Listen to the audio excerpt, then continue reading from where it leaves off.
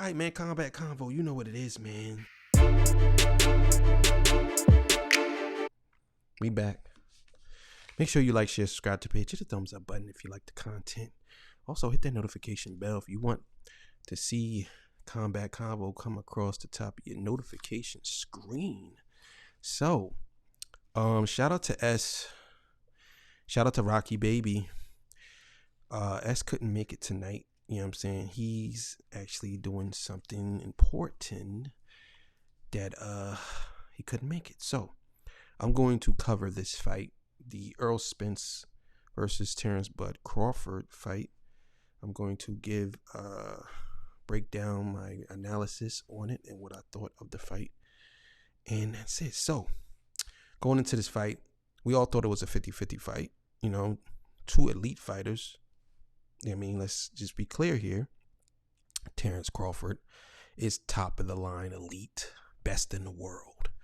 Errol Spence Jr., top of the line, elite, best in the world. Both going into this undefeated, one undisputed, and one a champion of multiple belts. So, Terence Crawford. One would say that if Terence Crawford didn't stop Errol Spence within the first 6 rounds, Errol Spence was going to put a punishing beating on Terence Crawford. So what I observed is that going into the first round, they both felt each other out. I felt as though that Errol Spence felt out Terence Crawford to the point where he figured that he figured him out. And I thought that he felt as though that, okay, off the first round, throwing a light jab, I thought he figured him out. Going into the second round, he continued to do the same. Out of nowhere, Terence hits him with a flash jab, knocks him down. Now, being knocked down for the first time in your whole career can change your whole outlook on boxing. I want y'all to understand that. If you are a general and you're going into war and you set your soldiers up to go flank left, flank right, flank from the back, imagine your surprise when you go to the enemy and they're not there. Now your whole game plan is thrown off and you have to think of something else. But what are you going to do? Because you already figured that this is the game plan. This is what we have to do. Right?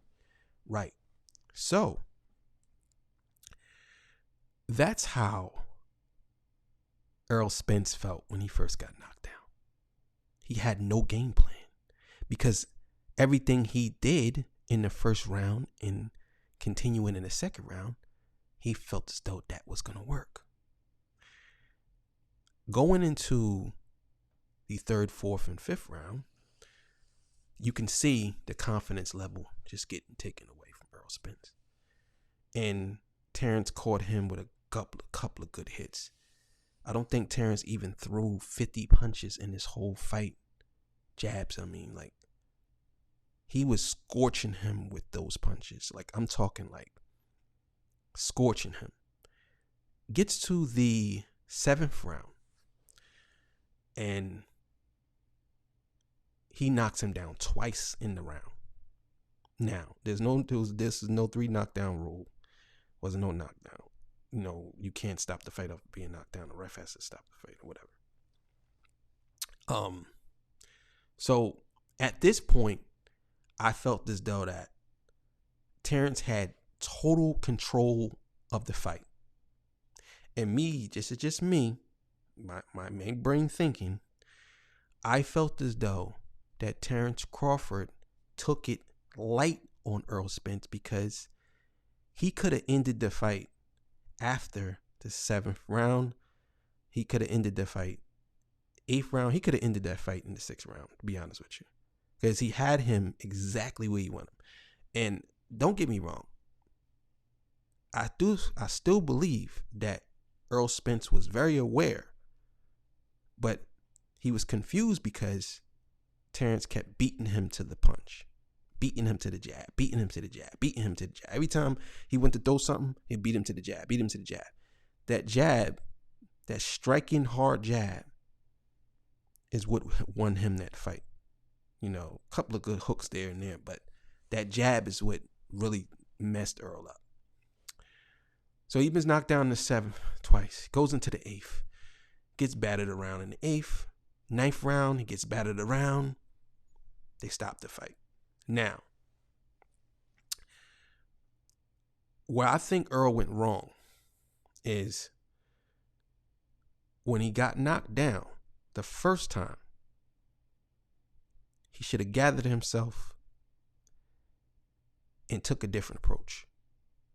But I think he took the same approach and Terence already figured him out already.